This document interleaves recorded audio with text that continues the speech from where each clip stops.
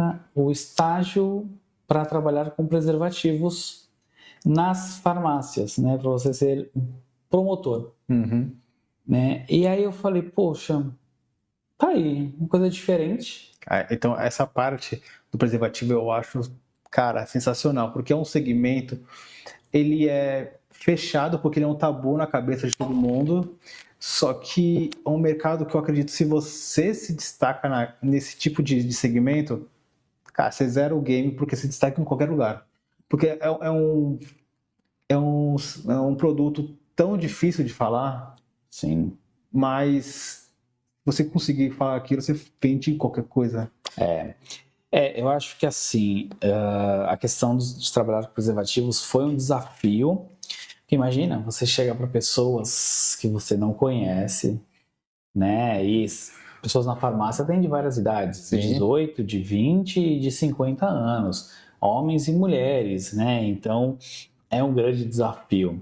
Eu, na época, tinha 20 e poucos anos também, né? Então, era um moleque, se a gente olhar para trás, né? Eu era um moleque. E, poxa, falar sobre isso, como é que eu posso falar sobre preservativo de uma forma disruptiva? Exato. De uma forma que não agrida as pessoas, porque para algumas pessoas, além de ser um tabu, é errado. Né? Se a gente vai para o lado religioso, tem pessoas que o uso do preservativo é proibido. Né? Então, como é que eu vou falar sobre isso? E eu encarava como se fosse um produto qualquer. Como se eu estivesse falando sobre uma garrafa de água. Tá. Era assim que eu via. Porque era um produto. Sim, deixa de ser. Um produto que não é proibido. Com certeza. Né? É um produto legal. Importante é um produto também. Que, se você analisar friamente, super importante. Controle de natalidade, controle de doenças, né? Então, assim, ele tem um lado também social. Né? Então, eu focava mais para essa função e também o lado de diversão. Né? Porque quando você fala de preservativo, é um momento divertido, não tem como dizer que não, né? Porque utilizar é divertido. Sim. Então, por mais que seja tabu, eu levava muito para essa área da diversão também. Então, fazia treinamentos, mostrava a diferença entre os produtos, qual é a diferença da nomenclatura. Então, era um desafio muito grande, mas que eu levei sempre numa naturalidade ímpar, né? Então, assim, são realmente momentos que foram engraçados, teve vários momentos engraçados, mas ao mesmo tempo eu tive um olhar profissional para aquilo. Acho que isso ajudou bastante nessa questão. Eu atendi a Baixada inteira, então eu visitava em torno de 20 farmácias por dia, falava com muita gente, e aí a gente volta na conversa sobre o que relações públicas precisa ter. Né? A questão da adaptabilidade, a questão da comunicação, a questão de saber falar com todo mundo. Então, a faculdade, de uma certa forma, veio me moldando para que esse momento que eu falasse sobre um produto tabu, né? Não tabu de ter um tabu, mas um tabu de falar sobre, porque as pessoas não falam sobre. Né? Você não vê propaganda na televisão, né? A gente conseguiu, de uma forma diferente, falar sobre um produto que é difícil de falar. Então, é legal porque quando você já tinha o relacionamento com a galera, geralmente você falava da empresa para empresa, né? O B2B. Você não falava com cliente comprador. Não. Aí, quando eu te via lá falando com os balconistas, né, a galera da farmácia, tu já tinha nos momentos que eu te via, você já tinha criado esse elo. Mas eu quero saber o primeiro contato. Assim, como é que você pensava em abordar essa primeira galera? Por que eu falo isso?